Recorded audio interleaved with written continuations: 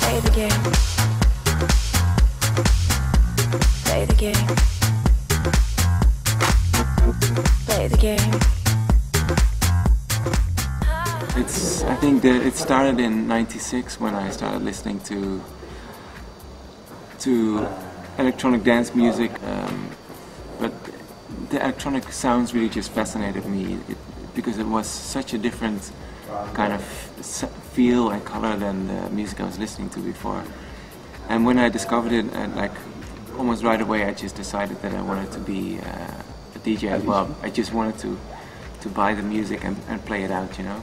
And then I started listening to a lot of techno artists like Derek May and Jeff Mills. When I started playing music as a DJ, I played everything. I think I even played a few Goa trance.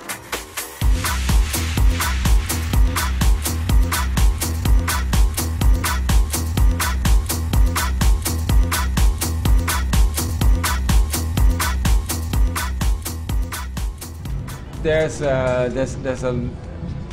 I've played a lot of weird places. I've played places where The ones that always stick out.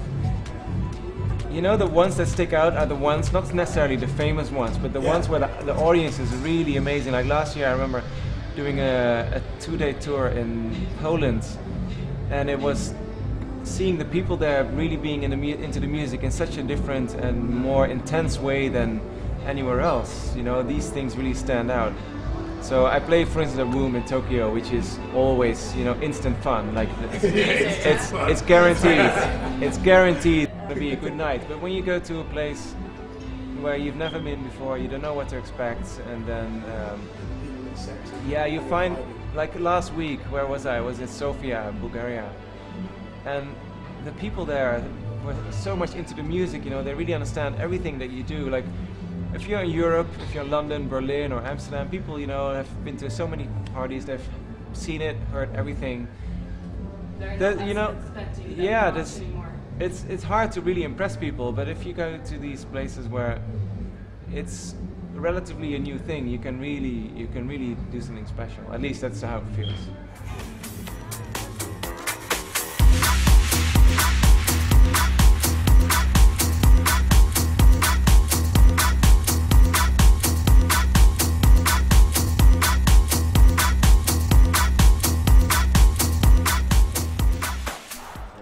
Who inspired me most?